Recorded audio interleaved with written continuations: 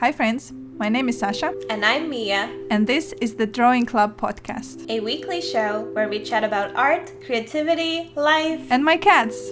And all of this while drawing a new illustration every week. And you can draw with us. If you do, please share your creations on social media and tag us in your posts. Welcome to the club, friends. Hi, welcome back to the Drawing Club podcast. Welcome. Nice to be here. Yes, nice to be here, drawing and chatting with you again. And yeah, let's start with our drawings. Yes. So what are you drawing today, Mia? Well, I'm drawing on my iPad again, and I'm actually I'm being boring today, and I'm doing work stuff, and even more boringly, I can't really talk about it with you, maybe yet.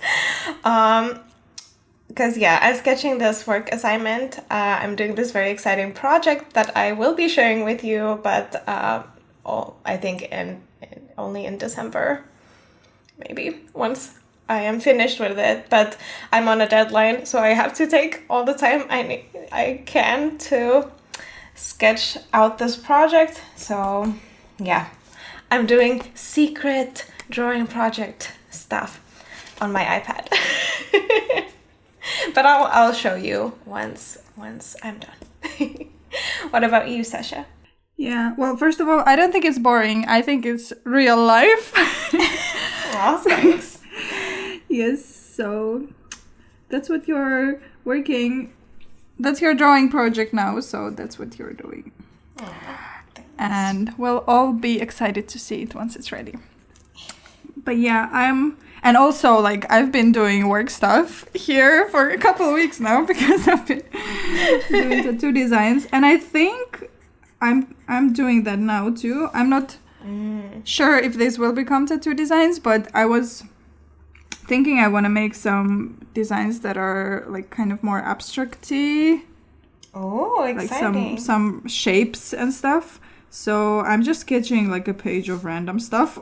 To be honest, I don't know if I can describe any of this in any way, but I'm just trying out some abstract shapes and things, just kind of practicing what works, to see if I can come up with some abstract tattoo designs or just have fun drawing shapes. Oh, that sounds cool. Yeah. I can't wait to see what you come up with. Thanks. Okay, what would you like to share with the club today? Yeah, I have some I have a fun thing to share. The other day I did a little crafty project at home. Yeah? That was so fun. I mean, mainly I've always been a crafter. I like to do things with my hands since I was a child. But then I feel when making things with my hand became my work, I was bookbinding a lot for work and stuff, I kind of stopped crafting just for fun. I was every now and then, I think when I would get super stressed, I would sometimes crochet or knit just to calm myself down, but that was very rare. But other than that, I haven't really done any just for fun, this kind of evening random DIY thing. But the other day, I think because now crafting is not really part of my job. I only draw and tattoo now. I don't really a year ago I decided to stop bookbinding for work. Mm-hmm. So I think now enough time has passed that I just want to craft for fun. Yeah. So there has been this trend, at least on YouTube and probably on Instagram, where people mix acrylic paint with baking soda, and then if you paint, for example, some kind of bottle, it makes the surface look like it's pottery. What? That sounds so cool. Yeah, because it gives it this kind of texture. Yeah, and then it's kind of, this fake pottery. And when I saw people do it, I was like, oh my god, I want to try this because it sounds so easy. So, like a while ago, we went to a recycling center with my partner, and I just looked at all kinds of like glass jars that I could use for that, and I bought a couple. And then we went into like a craft store, and I got myself acrylic paints in some like nice colors. And then like a couple days ago, I tried that, and it was so much fun. I mean, I like the result, but also just the process, just like sitting down in the evening after work and making this thing. And like my partner was even asking me like, are you making this for your new studio? I'm like, no. And I was like, so what are these gonna be? I'm like, I don't know. I'm just doing it just for fun. Like this is just like a craft project I want to do in the evening. Like he didn't even, because I haven't done it in so long, like he kind of also didn't expect I would do it. He had to like, he was like confused, what is it that I'm doing? Like, what part of my job is this for? And I'm like, nothing, it's just like just a thing I want to do for fun. I don't know like if these are even gonna come out nice, if I'm gonna use this anywhere. I just want to like do this, and it was so fun to just like paint this weird thick paint onto little bottles. I don't know, I enjoyed it so much, and I was like, oh my god, I missed this. Like I used to love this, just making some random handmade stuff that like it didn't always come out beautiful. Like you're like not supposed to make a masterpiece, you're just doing this for fun. Oh, but that's perfect. And that's like what we kind of been talking about these past few weeks, kind of trying like, well, kind of new creative things or different creative things to what you kind of usually do. True. That sounds so exciting. But like, you don't have them now to show me? Because I really want to see. Yes, I have them to show you. Well, honestly, I was not sure if I want to talk about this, because I wanted to give them to you as a gift. Really? Yes. So is it okay if I don't show them to you, because it's a surprise? Okay, you're gonna make me cry. Yes, it's okay. That's so nice. Yeah, because you have a new apartment. So even before I painted them, I was like, if they look nice, I want to give them to Mia, and only because they have a new apartment, and maybe they could be nice as a decoration. Oh my god. Thank you so much. That's so sweet. Yeah, so I was like, I really want to share it with the podcast, but also I kind of wanted it to be like a surprise. But yeah, it's gonna be like a little bit of a surprise. I'm not gonna show them to you. Oh, yes. Oh, that's so cute. Well, I promise that after I get them, I will show you friends also. Oh, that is so sweet. Thank you. Yes, and sorry for making you cry. No, I mean, I love crying. You should know. I mean, okay, you probably do. I never mind it. Yes, okay. Well, you're welcome then. Okay, wow. What do you want to share with the club today? Yeah, so I want to share my recent trip to the cabin. So, as I've shared on this podcast, my family has a cabin, and me and my partner Ollie, we go there a few times a year, and it's always super nice. And when I got this job assignment, that the secret one that I'm doing now, we decided that this would be like a perfect time to go for a bit of a longer time, because I will be doing drawing, and I can do that even when I'm out of the house. So we went to the cabin for like a week, and oh my god, it was so nice. I mean, I was so tired there. I think it was kind of like this thing where you kind of let yourself rest, and you kind of only realize like, I felt like I was sleeping all the time, and it was like even more clear there, where it's like so dark because it's like surrounded by the forest, and there's not like this, you know, this constant little bit of light that you get in the city. Even though it's dark, there's still like a bunch of lights everywhere. So it was like so clear how short the days are now. So I felt like really tired all the time, but we would take like walks, and I would take walks in the forest or like on these gravel roads, and we just like, I don't know, I was like drawing there, but then we just were cooking and going to the sauna and lighting the fireplace in the evening, and we played a lot of PlayStation. It was like kind of this half holiday and half work, like still doing my work. So, but it was like so needed. And I feel like when we returned home after the week, like I was so excited to get home, which felt like really nice because like this home is still new to me in a way, even though we've lived here almost 3 months. Like I can't believe it.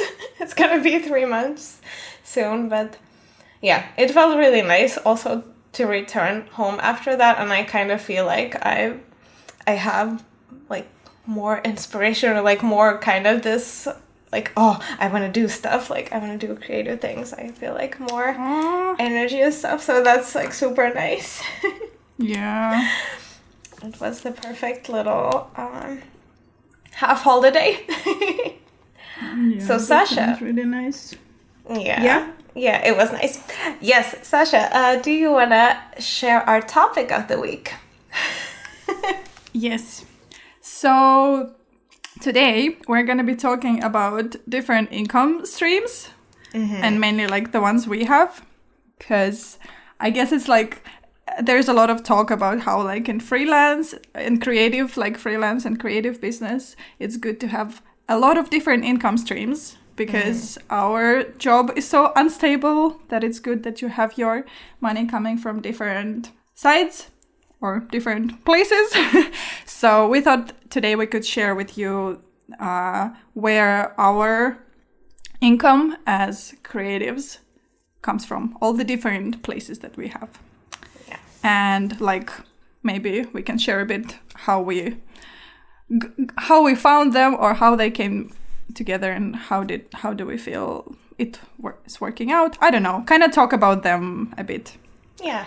So maybe for some of you beginner illustrators, or some of you not beginner but someone looking to find some new income streams, maybe it can be interesting and useful and a little bit of insider information. Yeah, I always find it very interesting when people talk about this, like creatives, because it's usually, it's never only one thing.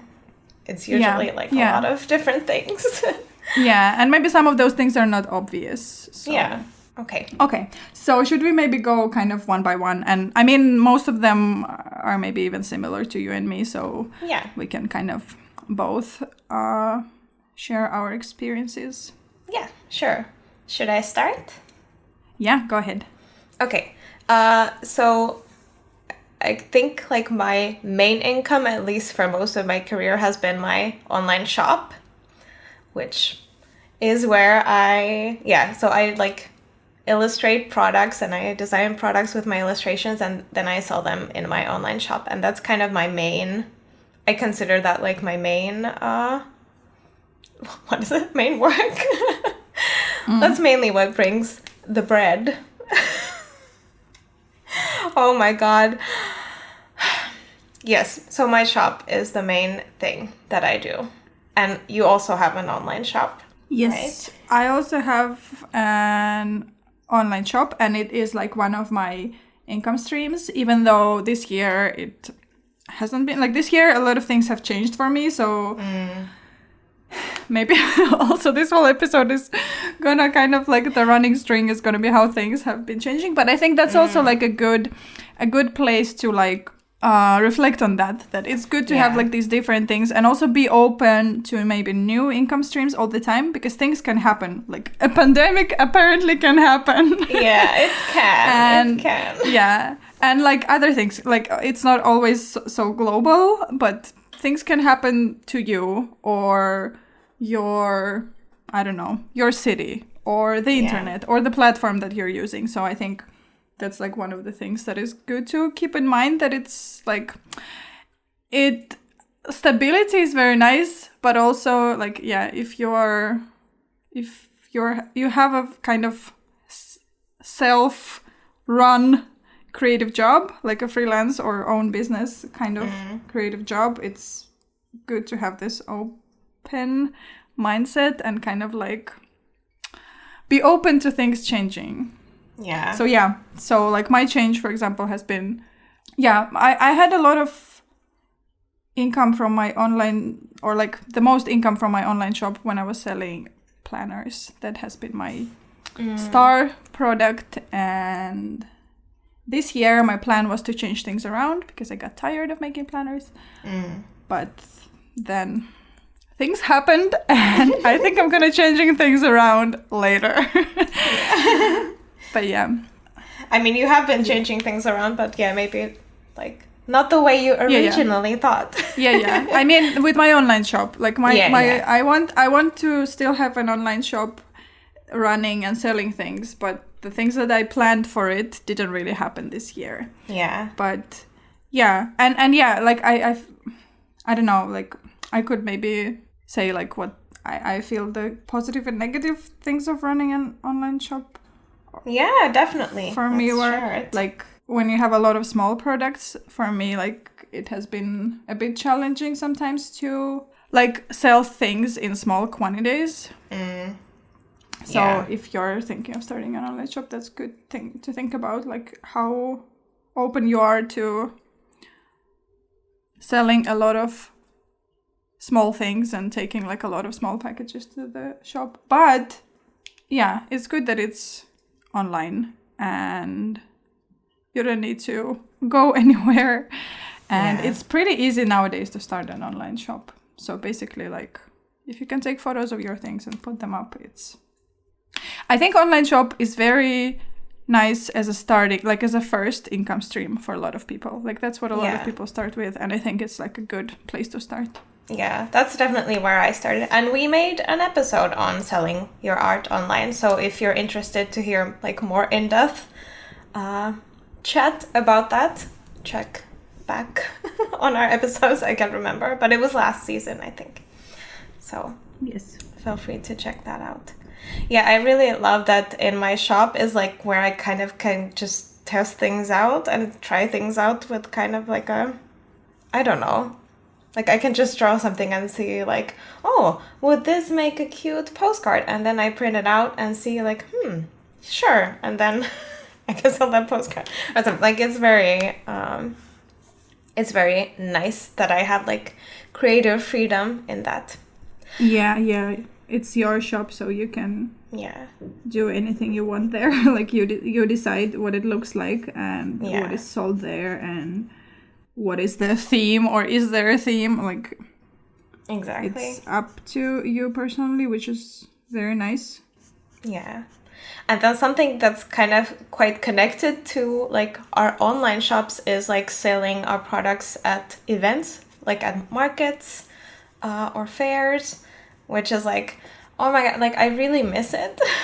I really missed it this year. Like it's always super stressful and I'm like so exhausted from it, but it's so special like meeting people and seeing how people react to your art like in real time and like talking to people and like I don't know, it's like so affirming and kind of just so nice. So I really miss that, even though it's like like financially a lot of the times it's like I don't know, compared to all the work of like preparing for a market and then like staying usually for 2 days, like working the whole day at the event, and then like it's not always, I don't know, it's not always great, but it's also rewarding in other ways. Yeah, I would say also that like markets is not like a very, like in terms of income, it's I think for some people it might be like a very good stream, but for me like I would never at least have that as like my main or my only income stream, because it's a lot of work compared to what I personally get out like money wise. But yeah, the experience itself is very nice, and also like I think it's a good place to like kind of test what sells and how people react to your products, because I got a lot of like ideas also about what products I could make, because a lot of people would see something and they would like it, but then they would ask, like they see a cat postcard and they're like, oh, this is so nice, do you have anything with dogs? And when a lot of people ask that, I'm like, okay, so a lot of people want dogs. Yeah. or like I don't know, they have this tea postcard, but then they're like, oh, do you have this as a poster, because I would love to put this in my kitchen, or things like that. Like, people usually don't send messages like this, because it's more like quick reaction. When they're like shopping at the market, they already kind of maybe have things in mind, what they're looking for, or like I don't know, or like they are in a shopping mindset, so they will tell you what they want. Yeah, that's so I true. think it's like a very good place to like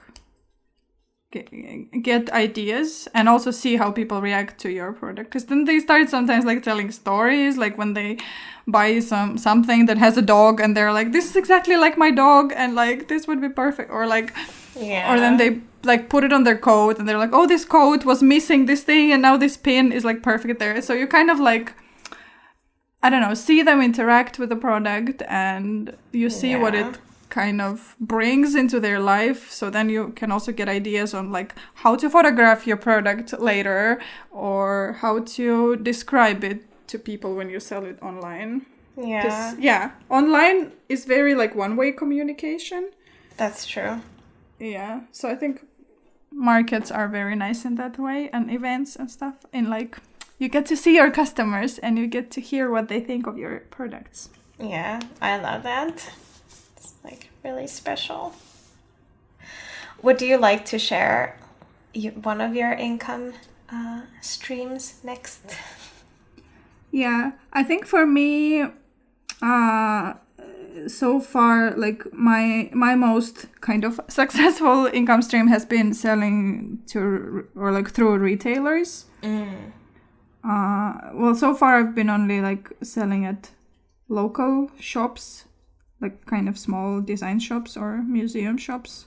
Yeah. So can you explain like quickly what it means, if there's some people who don't know what it means, selling retail? So there are like shops who sell things from like different makers or brands, and then you basically bring them like a box of your stuff. It can work. It works for me like very different with different retailers. Some of them have like exact wishes of what they want you to bring. Like they want this many of this product and this many of this product, and other shops give you freedom. They just like you, like your art, and they're like, just bring whatever. But basically, you bring your products to this shop, and sometimes there are like two different ways to sell through retailers. There's wholesale and there's consignment. So wholesale means that they buy the products off you right away.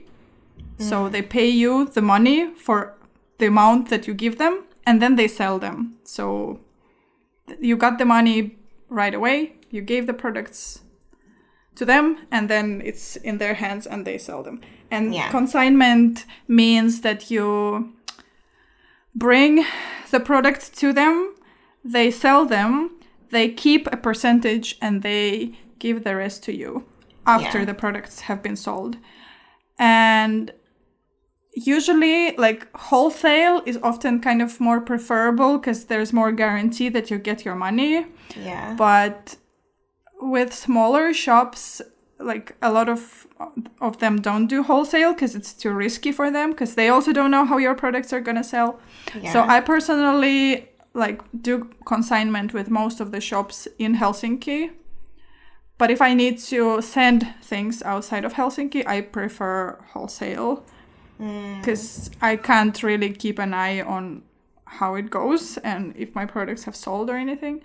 But if the shops are in Helsinki, it's kind of easier for me to pop in and talk to them. And I usually know the shop managers personally, like face to face. And it's kind of easier, and I don't mind that it's consignment. I just bring stuff there, and they give me a report every month of what has been sold, and I send them the invoice. So every month I get something from the shop, and then I can also like take things back anytime and maybe bring them different products if something doesn't sell so well. So it's kind of not a problem.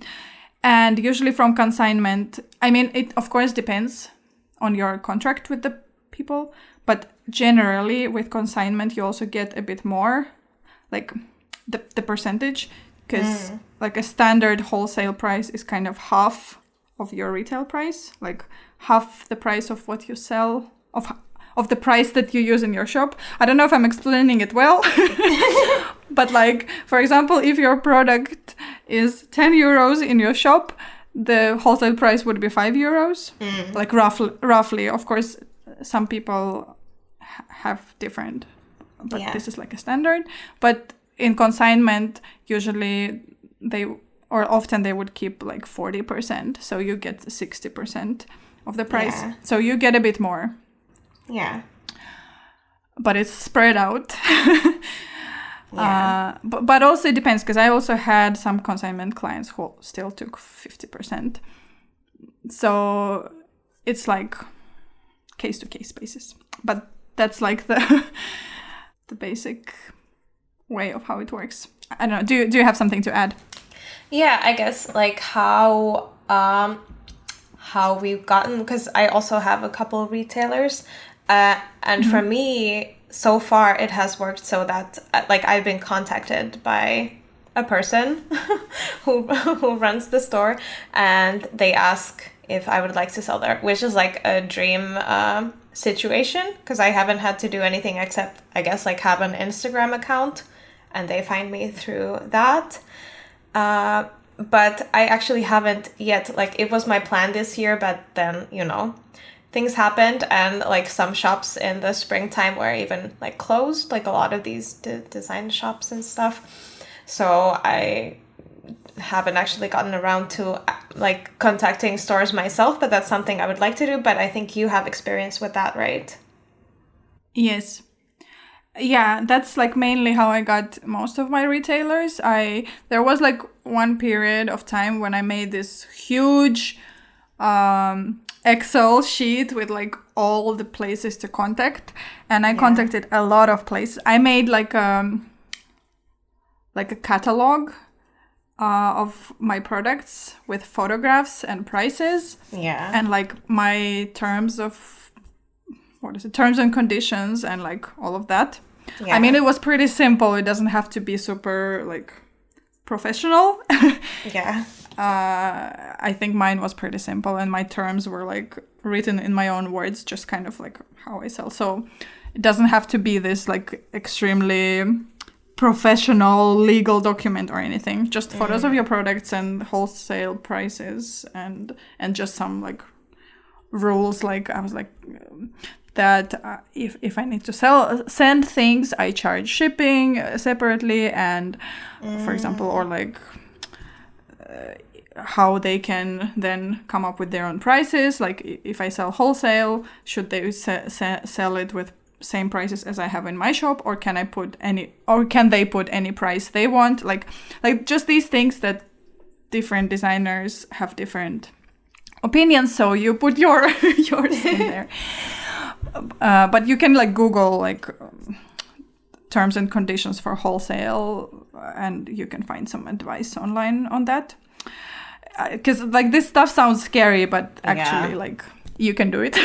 Yeah, even to me it sounds a little bit, because like in my situation, I've had like the shops have given their like contracts. They already had contracts because they already are like selling a bunch of artists things.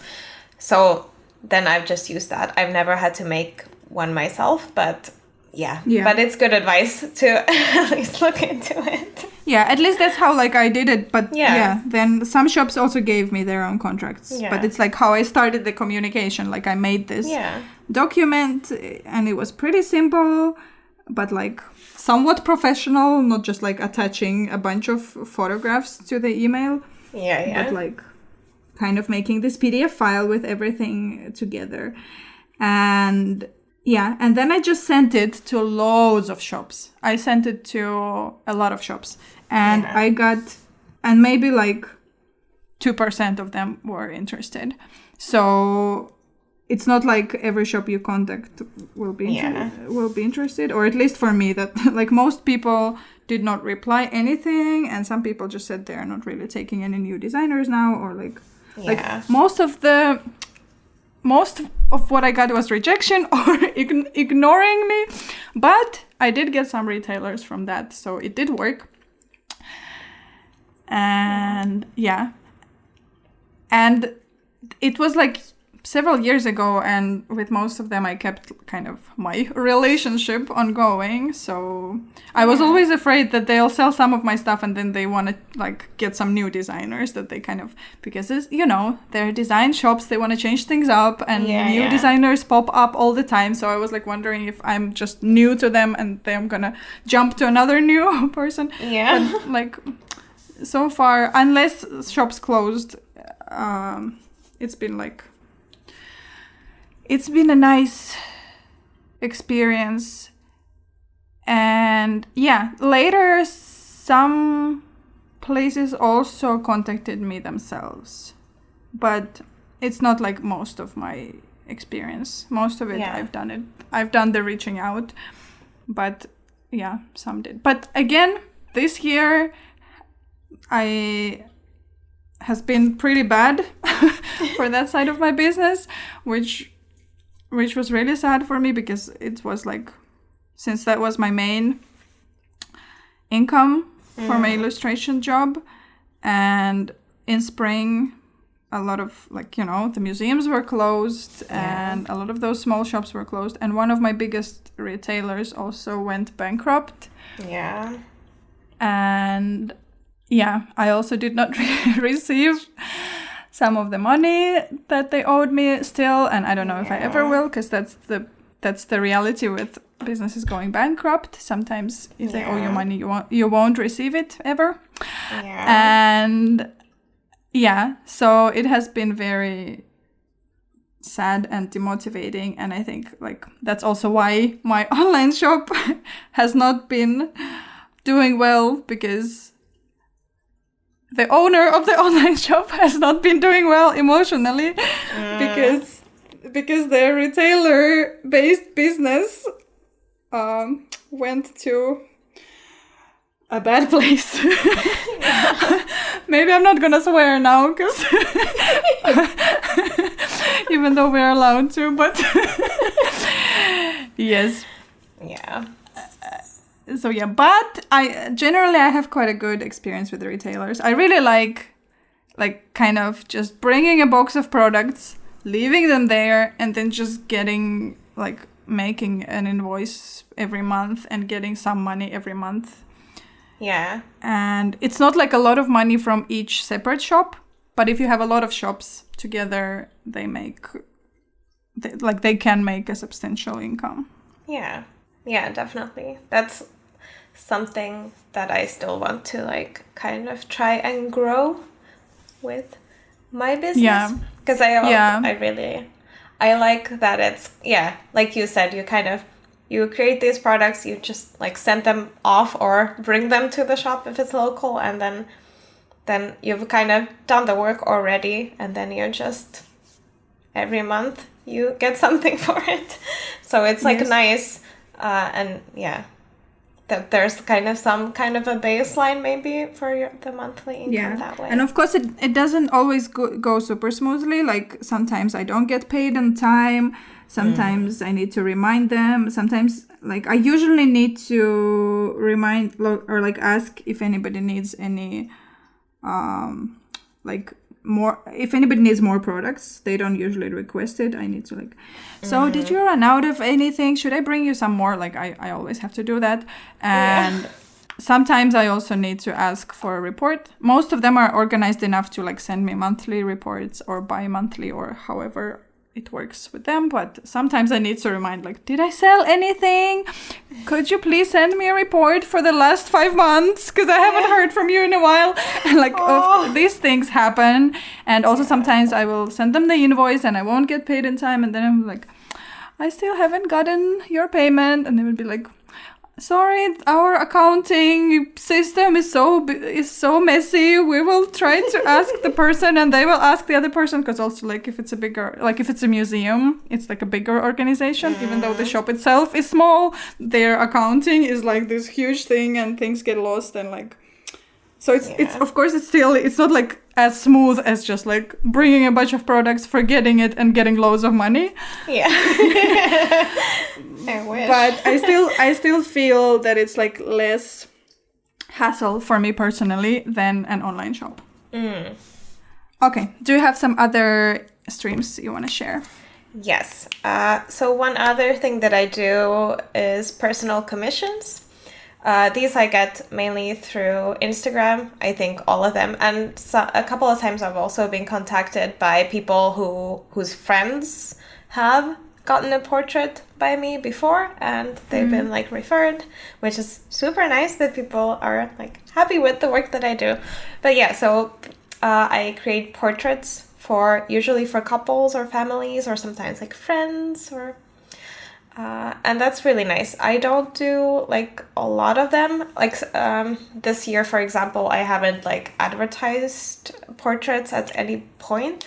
I've only done a couple because I like them, but they're also very stressful to me. Like, I feel the responsibility is like very, I don't know, because it's like a personal thing.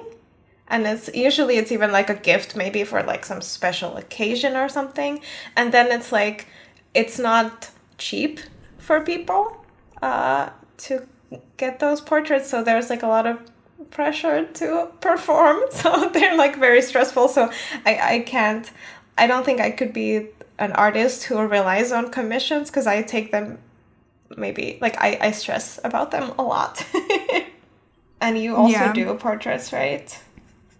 Yes, I do some portrait commissions, and I basically have a similar experience. Like on one hand, I really like it. It's like it's very special to communicate with people that way. Like I get their photos, I get them to like describe their partners from this like very loving place. It's so cute. Like when it's like couple portraits, it's always so cute when they send me like their couple photos, and like they're so cute and lovely, and like I don't know, and then or like if they have their pets and they talk about their pets or about their family, and like you usually get some description of them, like so that you understand their personality a bit. It's like it's a very special, intimate relationship with the customer, which is like I really like. But yes, it's quite stressful. I also try not to do a lot of portraits because I also feel that pressure, and of course like most of my customers are wonderful, but all of them are really nice, but sometimes of course there can be like miscommunications, or like I don't understand what they want, or they don't understand what like I can provide, because of course like not all people always understand each other, especially through email. So sometimes it gets like the communication part also gets a bit stressful, which like in the end of course like we resolve it and everyone is happy. Like I try my best to not leave anyone unhappy, and we try to like figure things out even if there is miscommunication, but of course it takes a lot of time and energy. So while these are very special, it's really hard to take on a lot of those. Yeah, that's a good point. Yeah, I feel like the communication is like something that I kind of every time I kind of forget that actually usually, or a lot of the times at least, it takes quite a lot of time. Like there can be quite a bit of back and forth, like, and sometimes like like people maybe don't understand that some things might be harder to change at a later time than maybe in the beginning, and things like that are like frustrating, even though like of course I understand, but it's a lot to handle. So because sometimes of course you communicate with people who are not artists, so they don't necessarily like know how it works to create this kind of job, so you also need to like kind of nicely educate them on like what's going on, which is like of course okay, because not everybody is like supposed to know everything about everyone's job, but again, like, yeah, it takes time. So I think, like, yeah, if you're considering doing commissions, it's good to kind of take that into account also when you're pricing them, that a lot of your working hours will also go into communication and changing things up and stuff. Yeah, that's a good point. Yeah, and it's like important to also communicate that to clients, that it's like these things take much longer than like something that you just create yourself without anyone else's ideas being considered. Yeah. Well, talking about commissions, I think in the past year, mostly, I've also gotten to do some work for companies or organizations, which has been like new for me and is pretty scary still, but it has also been really exciting and fun. And like, as you can imagine, in most cases, like when a company commissions your work, they do pay more than like a single person who commissions a portrait from you. So they're also really nice in that way, that they kind of, the compensation for the work is more. But also what has happened for me has been that all of my work so far that I've done for companies or organizations has been through referral. So someone maybe already working in the company knows me and knows that I do illustration, and then they ask, or someone referred a person to like ask me if I want to do it, which is like super amazing and fortunate. And yeah, so I've been like really scared to approach companies myself, because why am I scared of everything? I'm so scared of like, look at me, I'm an illustrator, please hire me, please give me money. But I mean, that is like, marketing is a big part of this job, but yeah, it doesn't come very naturally to me. So I'm very grateful that I've gotten some opportunities through like this way. Yeah. And also I think some companies maybe like through my social media as well. Yeah. Which is nice. Yeah, for me, like, client projects hasn't really been that big of an income. Like, not because they don't pay much, but because, I don't get so many of these projects. But I also haven't been like very actively seeking those out. I'm also like terrified of approaching them myself. And sometimes I have been approached by companies, but whenever I name the price, which is, I don't think like my prices are even that high, like they disappear often, which I mean I'm sure is a case for a lot of illustrators, because that's happened to me. A lot of companies don't realize that hiring an illustrator is not it's not a cheap thing. And also, like, sometimes I get approached by companies from other countries where the prices are different. So when I name them, they're like my Finnish prices. For them, it's too expensive, which also I understand. But also, I unfortunately can't afford to charge the amounts that people in their country charge, because I live in this country and I need to, pay for things here. So. So I think that's like a bit challenging also, because you kind of like, sometimes you want to also work with that organization and you understand why they can't afford it, but then also like, sorry, no one can do. I need to eat food. The last like kind of client project I did was like probably a year ago for this feminist exhibition. But I really like I feel like I want to do more of those kind of socially important projects, because then for those I also don't feel bad charging a bit less, because it's also like important work, and I know that these organizations are like non-commercial or like non-profit, so they don't have huge budgets. But of course, then I can't really do a lot of those projects, because if I'm not charging a lot, then I need to also earn money from other places and stuff. But yeah. But also I'm like, I don't want to do a lot of like this big business client projects because I'm not good with like pressure and deadlines and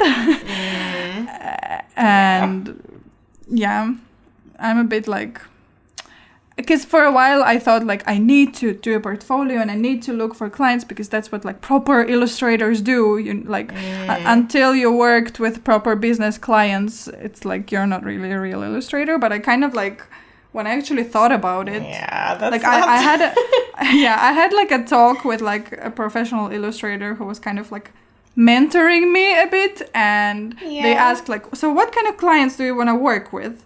And that was like the first time I actually thought about it.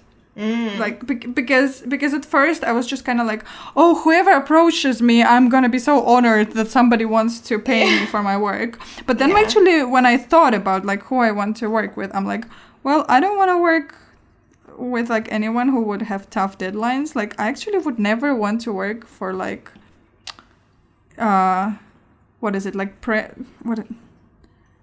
what's it called, editorial illustration, like magazines and stuff that you know come out regularly and you need to meet those like very strict deadlines. I'm like, no, because I would just cry through that project. I don't think I should do that.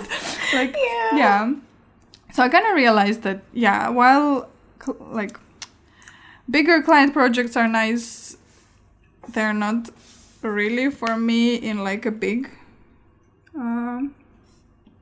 way. More like maybe every now and then. I wouldn't want it to be my main. Yeah,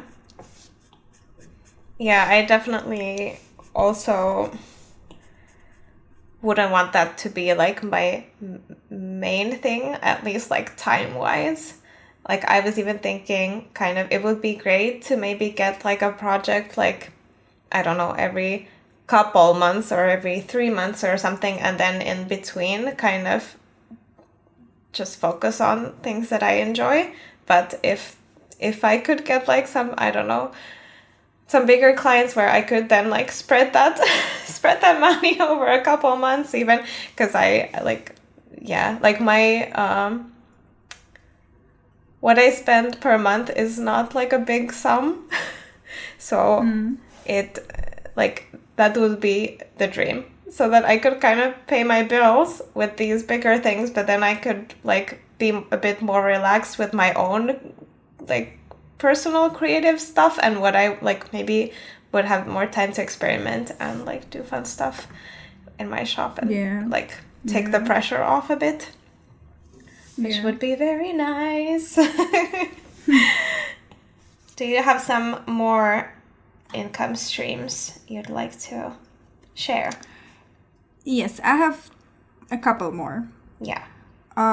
So one of them is grants.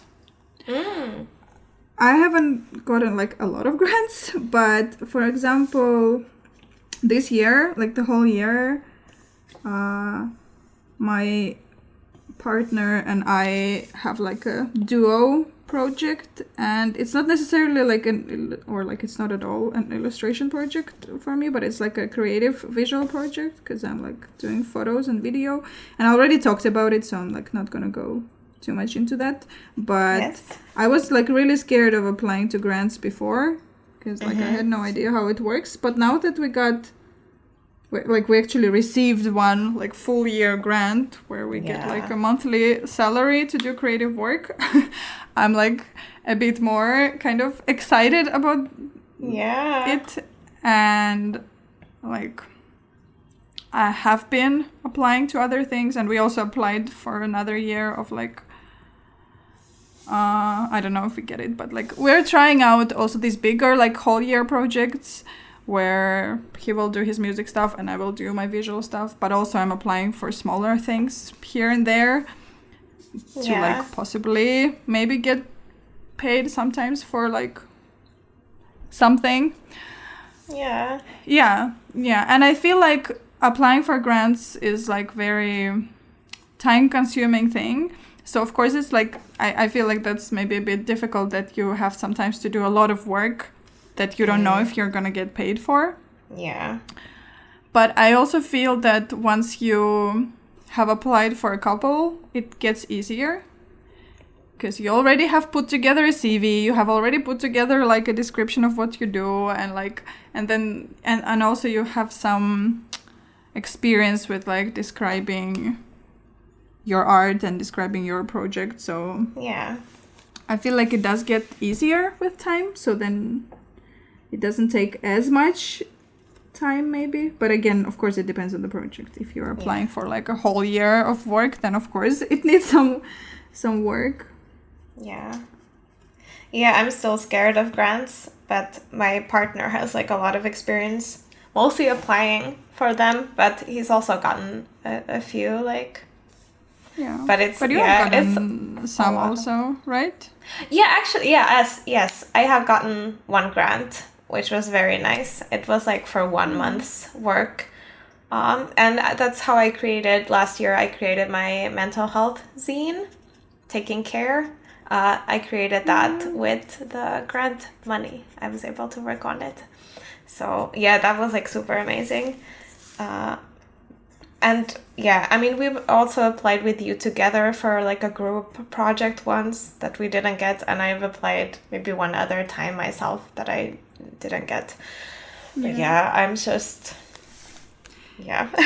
With grants, the thing is, I think it's like similar to like how I was describing the messaging the retailers. Yeah. Like you put yourself out in a lot of places and the response you get is like a small percentage. Yeah. So the more you apply, the more chance there is that there is like something out there for you. But again, also it depends on where you live, because of course, like in Finland, we are lucky to have a lot of foundations that give money to art. And of course, that's not the case everywhere. So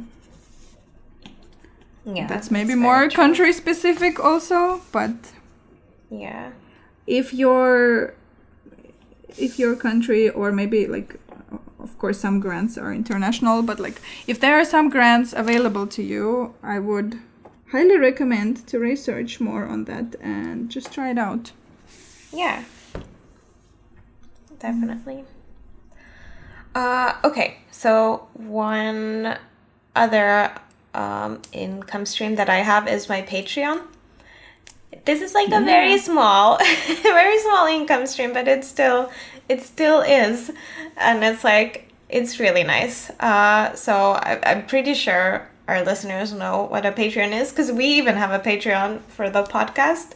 But basically it's like a monthly, like you support an artist or a project or whatever, like with a monthly pledge of, I don't know, like 1 to 20 euros or dollars, or I guess it can be anything, but basically like it can be very small or it can be bigger, and in return I create some content that is like exclusive for my Patreon. So what I do is like I have a secret sketchbook tour where I show off my sketches of the month and kind of talk through them and maybe the process of finishing them.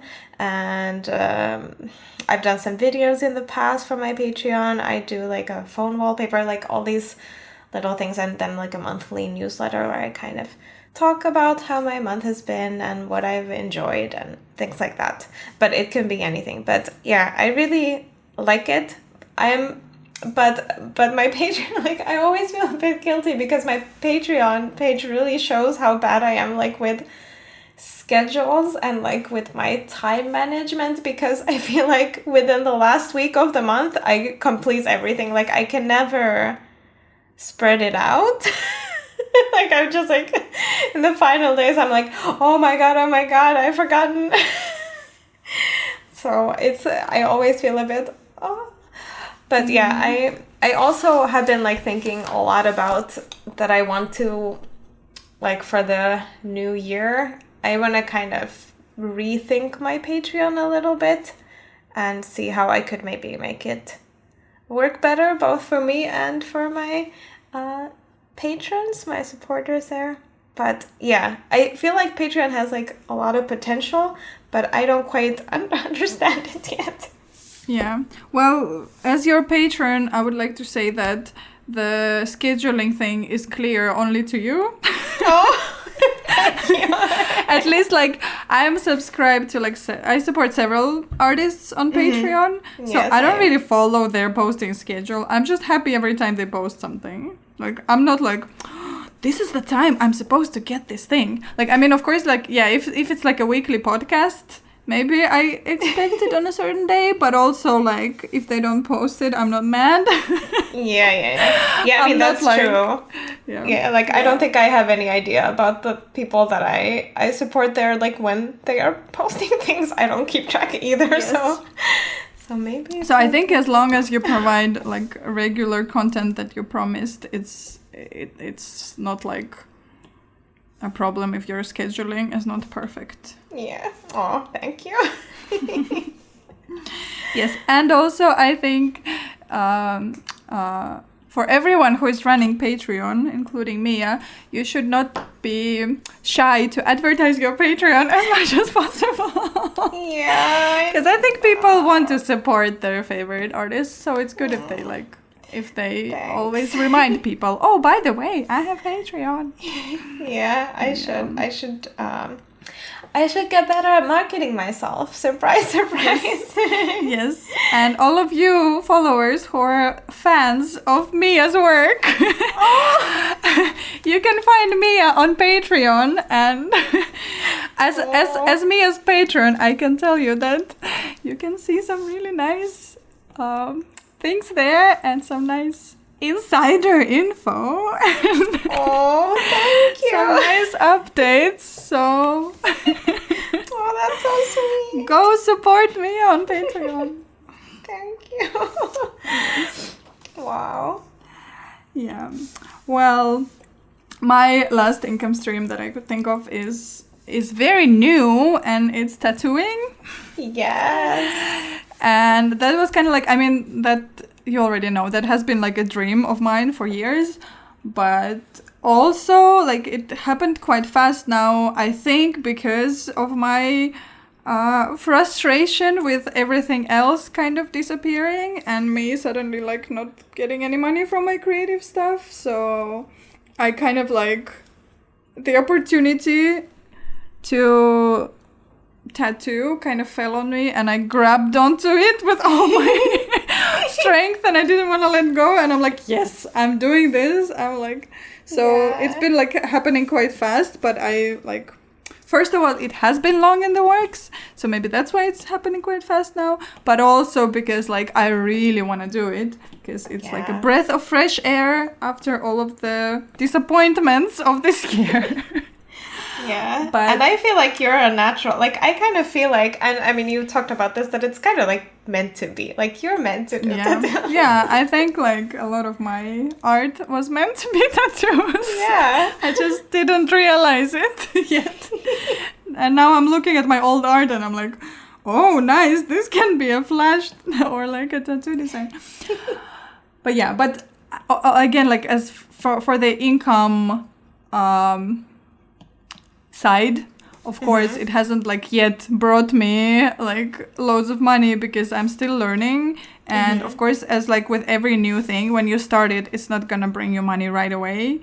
Yeah. And like, of course, while I was like learning, like I've done a bunch of tattoos already, but I haven't like charged for all of them because I was just training in the beginning, and I still kind of charge quite low prices because I still am learning. So like for now it doesn't really like pay my bills, but it kind of like it pays my studio rent, and it pays my Your supplies? yeah, like supplies and like all of the stuff I need, and it's paying me back for like all the for tattooing furniture I got and stuff. So like it's not yet a proper income stream, but it seems like it's gonna be Yeah. once I like raise my prices and like once everything is settled. So Yeah. And you are like right now in that process, right? Like you've already kind of raised your prices, but like this is kind of your, what is this, like your first month kind of more professionally tattooing, because you kind of before you were still learning. So Oh, I'm so excited. Like, I see so much potential in this for you. Thank you. Yeah, me too. And so far, like, I really enjoyed the process because, yeah, it's kind of similar in a way as, like, because we were talking about, like, custom, like, portrait work, for example. Like, you kind of work with a client one-on-one. You learn more about themselves. You have a more intimate relationship with them. So I feel similar here also. Like, you do meet the clients face-to-face. You do, like, poke their skin with a needle and you're really up close and personal with their skin. Yeah. So of course it is a very intimate relationship, and it can also be like different body parts. So sometimes they show you a part of their body that they don't like, you know, show every day to everyone. So it's like it's quite intimate and personal. But I really like it how it's like very, because in our friendship episode, I was talking about how I strive on like one-on-one relationships. So for example, like compared to like markets where I see so many people in one day, like this is very like, this feels so much more me that I just meet my client one-on-one, and most of them are like so nice. Like so far nobody has been like mean or anything. Maybe some people were like quite shy, so I don't really get to know them, so I'm sure they're still nice, but but I just like don't always, of course, like you still only meet them for like a couple hours, but it's just like the interaction is always so nice. And people are so excited, and it's so special that like people like my art so much they want it on their skin forever. Like it's so special to me, and it's really I don't know. cool. And then sometimes they tell me like why they wanted that tattoo. Like it's not, often it means something to them, and it doesn't have to be something like super deep. Also, it's still like when it has a story, it's like so special. And also like when sometimes they find like a very clever placement for some of my designs that I don't even think about. Like I just draw something and then they put it somewhere and they're like, this is because like it kind of grows out of here, or this is mimics like a part of my body, or this goes around this. And I'm like it's also kind of a collaborative effort also. Like I don't know, it's just like, of course, I'm still like super excited about every little thing because it's so new to me. Yeah. Of course, though, I'm sure a lot of those things will become just like an everyday thing when I've done a lot of tattoos. But so far, like, of course, I'm still like a socially anxious person, and I'm pretty shy when I meet clients, and I'm like a bit anxious to be one-on-one with a new person and stuff. But it's still like a very nice client interaction, and I also really like the process because it's also like very handmade, even though it's like an illustration in one way that you like draw this picture, but also because you like, and I do hand poke, so it's also like more crafty. I don't know, like it kind of feels like it's a bit like a craft. I mean, it is a craft. It is, So I really like that also. And also as Sasha's client who has gotten a tattoo from you, like I can highly recommend. First of all, like I mean, I love, like I've already like whenever you post flashes, I'm like like I just love your style, and I can like see having so many of your tattoos on me. But also like the experience was amazing. It was very wonderful. Thank you. I mean, it was nice to hang out with you, of course, because like, we're good friends, but also you made me feel very I trusted you completely, and you were like asking me if I'm okay and everything. Like it was a 10 out of 10 experience. Aww, so highly recommend anyone in the Helsinki area. So if you're in Helsinki, welcome for tattoos. And like our studio, like our whole tattoo studio specializes in like this. It's called Hella, which means gentle, right? So we're like a very gentle studio. We really care about our clients being comfortable, and like it's like we don't really support you need to deserve your tattoo by enduring the pain. And like of course tattoo is going to be painful, but like we try to be very gentle around it, and like we really care about the clients being comfortable, and if it's too painful, like we can take a break or continue another day, or like we really care about like listening to how our clients feel and stuff. And I also like feel very special that I get to work in this kind of environment, because because it's also like when the whole concept is so gentle, it's also gentle on the artists and on the clients, and it's like it's very nice. Oh, that's beautiful. Yes, so there is my big another big monologue about how tattooing is amazing. I feel like but I mean, it's true. And like you said, you're like super excited about it now. But I mean, I think it's totally like not even just like fine, but I love listening to people being excited about things. Yeah. Like I love that. Yeah, I'm really excited. But also, of course, like it's because I was like talking about like good and bad sides of like all the other parts, but this is like it's of course still not all like sunshine and roses. Like there's still like difficult sides, and of course it's like also sometimes stressful to make something custom for people, and I also like really stress about like when something is like not perfect, and I also like I'm really concentrated on, because you know people are gonna have it forever, so I'm like pretty I feel very responsible for them being good, so I'm like very tired after every appointment because I'm concentrated so much. I'm quite perfectionist sometimes about those things, and like I mean it's not an easy job at all, but for me it's worth it. But I also can see that it's not a job for everyone also, so like I also don't want to make it sound like oh it's just amazing and everything is amazing. Like as any job there are of course like hard parts, and but I'm still in this honeymoon phase. I'm in a honeymoon phase with tattooing, so maybe also like take all of the things I say with a grain of salt.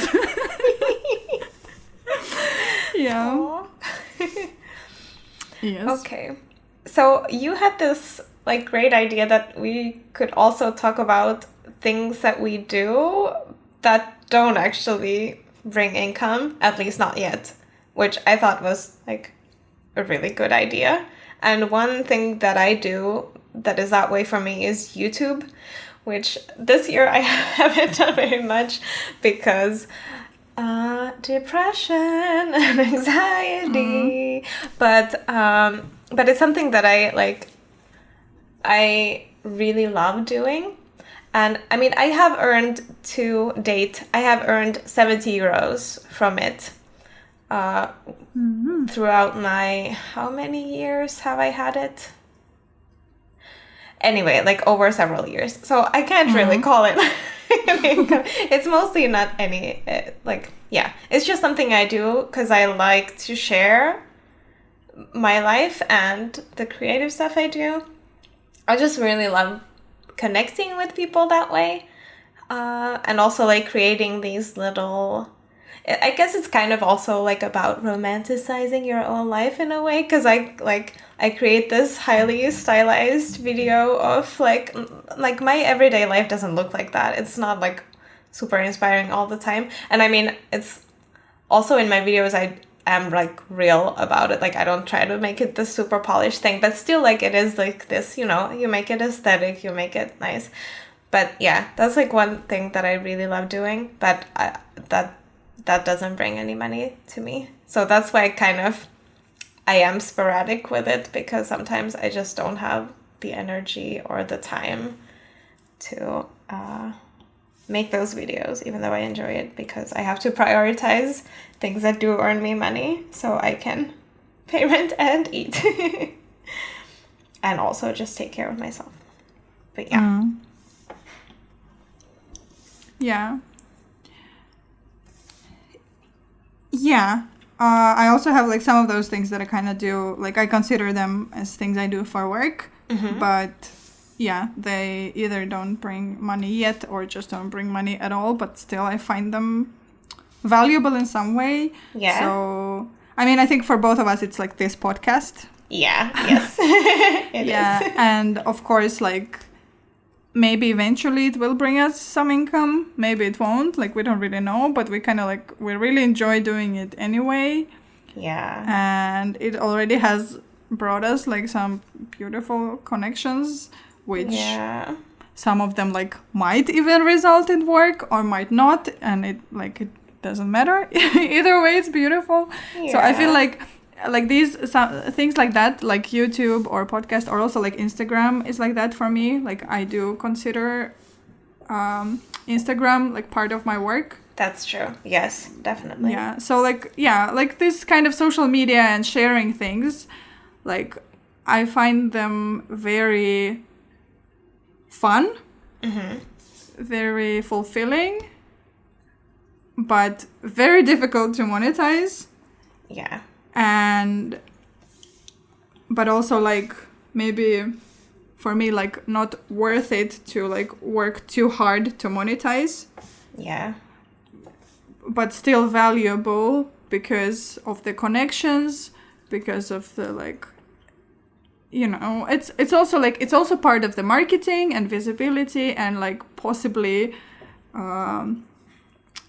like a way to possibly also find like clients or customers or connections that can bring some work to other income streams, but even without that, still valuable just for all the connections and all the fun. Yeah. Oh, that's so like such a nice way to put it. Yes, definitely. Yeah. Yeah.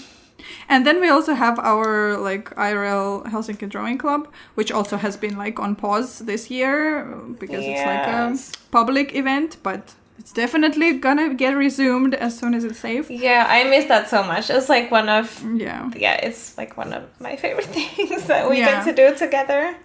Yeah, but I also like I do consider it part of my work, but also it's like this. I feel like it's because working as like a freelancer or like as an entrepreneur is like quite a lonely thing. So I feel like this IRL Helsinki Drawing Club is like this thing that provides us and other people like us with like this company that we all lack. And also maybe with some like free creative time, which we all lack because we do creative stuff for work. And maybe there is not enough time to just draw for fun. So then there is like this space where we can all come and do this stuff that like together and also do something creative. So like if the purpose of that event is like in no way like earning money, and I don't even know if like but it's still like we kind of provide us and people like us with this thing that like our work lacks, maybe. Yeah. Because I think when you work like in a company, oftentimes you will have some kind of like group activities that are just for fun for like all the colleagues there. But we don't really have that when your whole company is just you. Yeah, it's hard to do that. So maybe like we kind of try to have this like, the creatives come together, so we have this fun activity that we do that is like a common thing to all of us. So at least I see it as this. Yeah. Like this extremely important thing for work, but it's not necessarily work on its own. Yeah. Yes. Me too.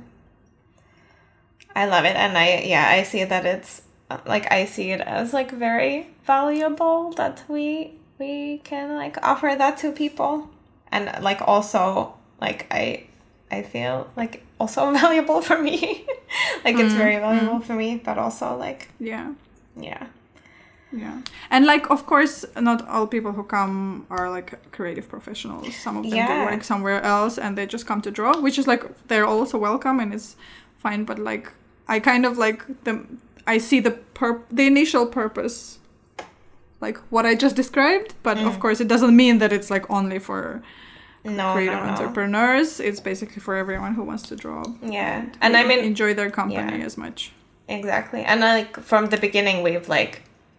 we have like presented it, that like it has been like open to anyone who's like, and there have been like, it's so cool. We've had like a lot of people who tell us that, oh, this is the first time I've drawn since I was a teenager or something, like since I was a kid. And that is like so amazing that someone like comes and like wants to be creative again. That's so nice. It's like really special. Yeah. All right. Should we go to the question of the week? Yes, let's do that. This question was actually provided by my partner only, who wants to ask us, do you listen to anything when you draw? And if you do, what is it? Do you want to go first? Sure. Yes, I listen to things when I do anything.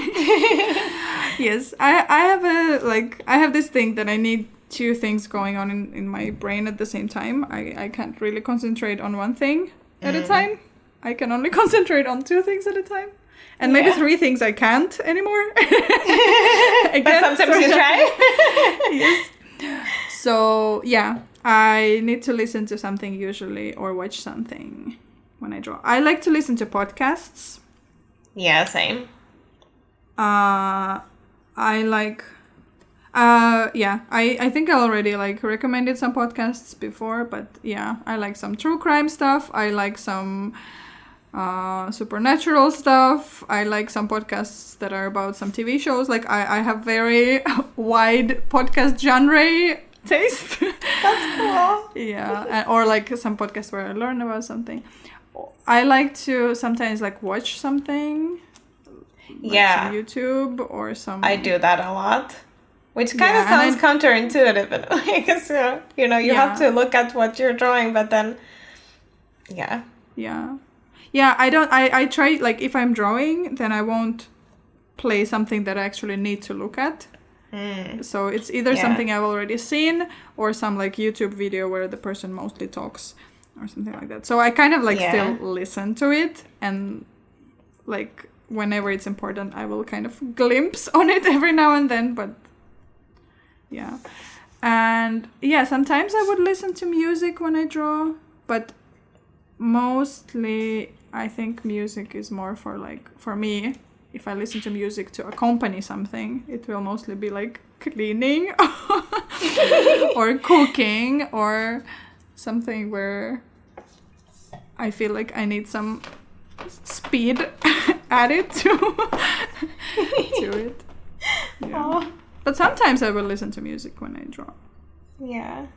Like my main thing with music or like listening to music while I draw is that I share my studio with my partner, Olli, who I've mentioned like a million times in this episode, I feel like. But he does like music and sound art. So he wears headphones all day, but I can't really make noise. So I would also need to listen to music on my headphones, and like with podcasts and whatever I listen to, I had to wear my headphones so I don't bother him. Which is like, I mean, that sounded like I'm super offended that I have to do that, but I'm a little bit, because hear me out, I love listening to music, but I need to be able to sing along, so I can't really listen to it by headphones, because then I still like catch myself like kind of singing along, and then like it kind of, it doesn't work out. So I can't do that if he's in the studio with me, and that is true like on most days. So yeah, mostly I don't listen to music, but yeah, podcasts yes, and YouTube videos yes, and sometimes I even like, I think it's, I have trouble like also concentrating on a single task. Sometimes I even like watch YouTube videos that like they kind of require watching, even like at least some of them. So then I'm kind of like constantly distracted from my drawing. Like I know it's not great, but I still do that. But yeah. So mostly not music, but other stuff. I'm sorry, Olli, I didn't mean to like blame you. With this question that you like kindly provided for us. He kind of got himself into it because he asked this question.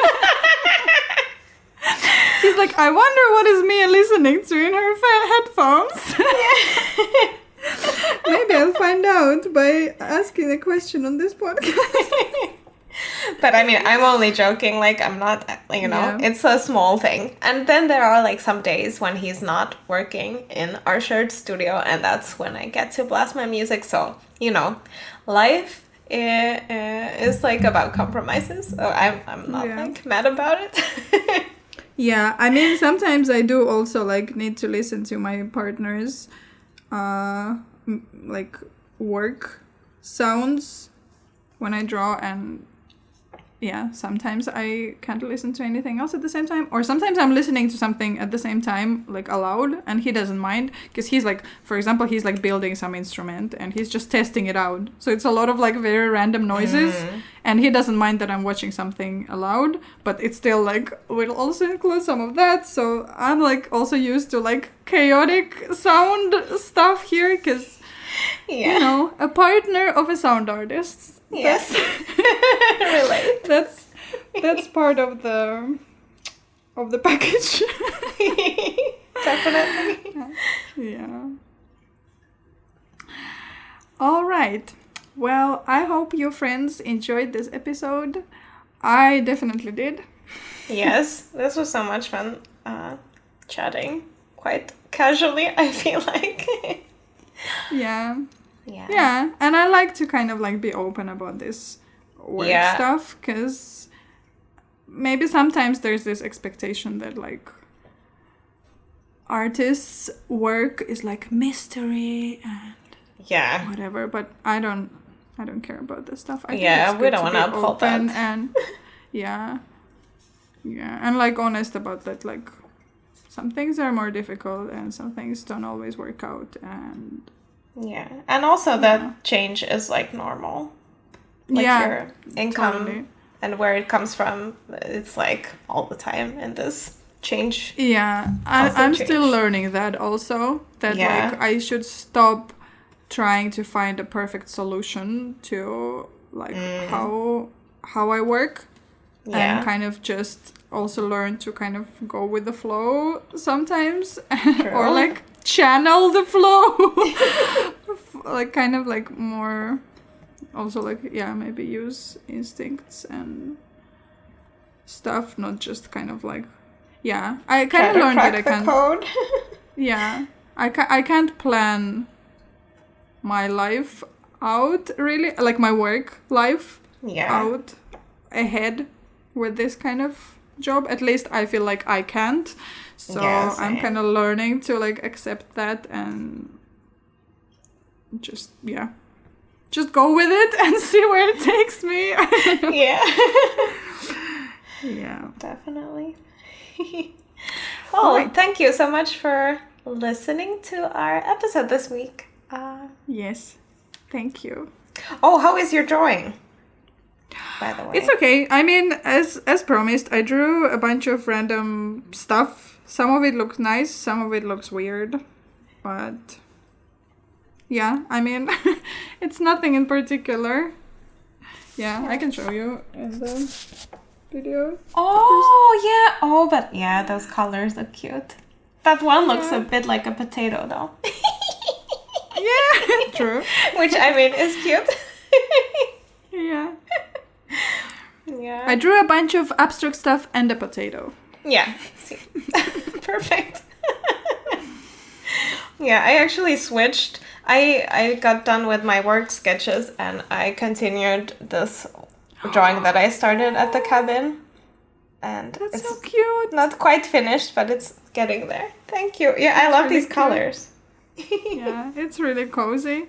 Oh, okay. So maybe this one you can post. I can actually show this one. Sneaky, I managed to work my way around it.